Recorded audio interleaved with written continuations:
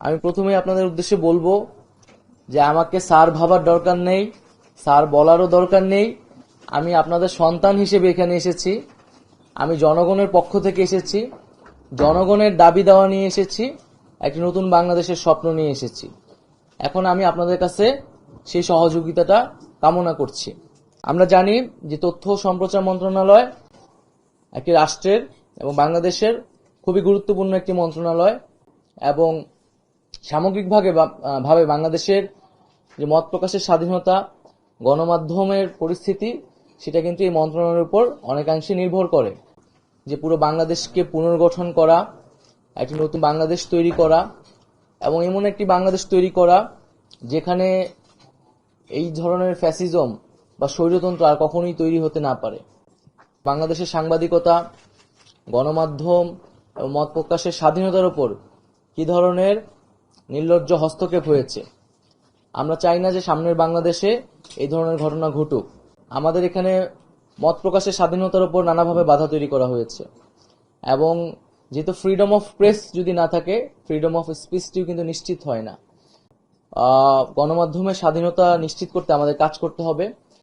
সেই জায়গায় বিভিন্ন ধরনের আইন এবং বিধিনিষেধ রয়েছে, যেগুলো নিয়ে সমালোচনা রয়েছে। আমাদের এই আইন এবং বিধিনিষেধগুলো কিন্তু পুনর্বিবেচনা করতে হবে, যাতে বাক স্বাধীনতা বা প্রেসের স্বাধীনতা যাতে সেখানে বাধাগ্রস্ত না হয়। দ্বিতীয়ত, আমাদের এই আন্দোলনে ছাত্র জনতা, শ্রমিকদের পাশাপাশি কিন্তু প্রচুর সাংবাদিক শহীদ হয়েছেন, আহত হয়েছেন। আমি জানি না এখন পর্যন্ত কি উদ্যোগ নেওয়া হয়েছে, কিন্তু দ্রুত সময়ের মধ্যে এই সাংবাদিক যারা এখনো আহত অবস্থায় আছেন এবং যারা শহীদ হয়েছেন তাদের পাশে এবং তাদের পরিবারের পাশে আমাদের দাঁড়ানো উচিত। গণমাধ্যম কর্মীদের কাছ থেকে সহযোগিতা চাচ্ছি। সেই সময় অনেক ফুটেজ, অনেক তথ্য কিন্তু আপনাদের কাছে আছে, হয়তো আপনারা সেই সময় প্রকাশ করতে পারেননি। এই সময় কিন্তু এটা খুবই গুরুত্বপূর্ণ, কারণ তদন্ত চলবে, শুরু হয়ে গেছে বিভিন্ন ধরনের আন্তর্জাতিকভাবেও এবং দেশীয়ভাবেও বিচার প্রক্রিয়া শুরু হয়ে গেছে, এবং এটা তো আসলে আমাদের একটা ন্যাশনাল মেমোরিরও বিষয়। তো সেই তথ্য উপাত্তগুলা আপনারা যদি আমাদের কাছে সরবরাহ করেন বা সংশ্লিষ্ট কর্তৃপক্ষের কাছে, সেটি আমাদের জন্য ভালো হবে। অনেক মানুষ যারা শহীদ হয়েছেন, অনেক লাশ কিন্তু এখনো মর্গে আছে, যাদের পরিবার কিন্তু অ্যাড্রেস করা যাচ্ছে না। তো সেই তথ্যগুলা, সেই জিনিসগুলো আপনারা যদি একটু জোর দিয়ে প্রচার করেন, তাহলে এটা আমাদের জন্য সুবিধা হয়, এবং সেই সহযোগিতাটা আপনাদের কাছে আমরা প্রত্যাশা করছি। যে যারা অপরাধের সাথে জড়িত ছিলেন না, তাদের প্রতি যাতে কোনো ধরনের তাদের বিরুদ্ধে যাতে কোনো ধরনের ব্যবস্থা না নেওয়া হয়, সে বিষয়ে আমাদের নির্দেশনা রয়েছে, এবং মামলাগুলো হলেও সেগুলো কিন্তু সুস্পষ্ট তদন্তের ভিত্তিতে সেই বিষয়ে ব্যবস্থা নেওয়া হবে। এই বিষয়ে কিন্তু আইন মন্ত্রণালয়কে নির্দেশনা দেওয়া আছে। আপনাদের কাছে আমার অনুরোধ থাকবে, আমার ছবি যত কম প্রচার করা যায়। আমি তো পালায় পালায় বেড়াইতেছি কয়েকদিন ধরেও, তো খুবই স্পেসিফিক কারণ না ছাড়া বা প্রয়োজন হলে সেটা আমি আহ্বান করব জরুরি প্রয়োজনে। ওই বিষয়ে আমাকে আপনারা হেল্প করবেন, আমার ছবি যত কম প্রচার করা যায়। দুর্নীতি, স্বজনপ্রীতির কোন স্থান আমরা এখানে দেখতে চাই না। প্রতিষ্ঠানগুলোকে সম্পূর্ণ নিরপেক্ষভাবে আমাদেরকে দাঁড়া করাতে হবে।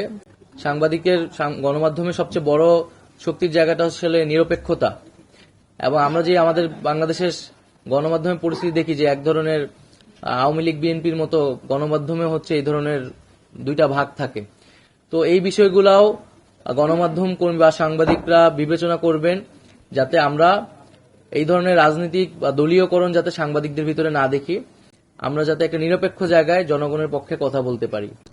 এই প্রতিষ্ঠানগুলা দ্রুততার সাথে গতিশীল করা দরকার, আধুনিকীকরণ করা দরকার।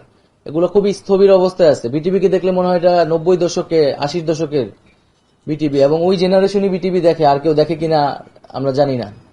একটা তো হচ্ছে তার একটা দলীয়করণ, রাজনৈতিকীকরণ আছে, আর একটা হচ্ছে তার কন্টেন্ট গুলাও হচ্ছে মনে হয় যে এই প্রজন্মের জন্য নয়।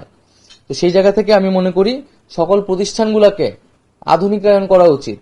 দ্বিতীয়ত হচ্ছে সেন্সরের বিষয়টিও আমরা পুনর্বিবেচনার কথা ভাবছি, এবং যদি সেন্সর বোর্ড না থাকার দাবি যেটি, সেটিও আমরা আলোচনা করে সেটার যৌক্তিকতা অনুযায়ী সিদ্ধান্ত নিব।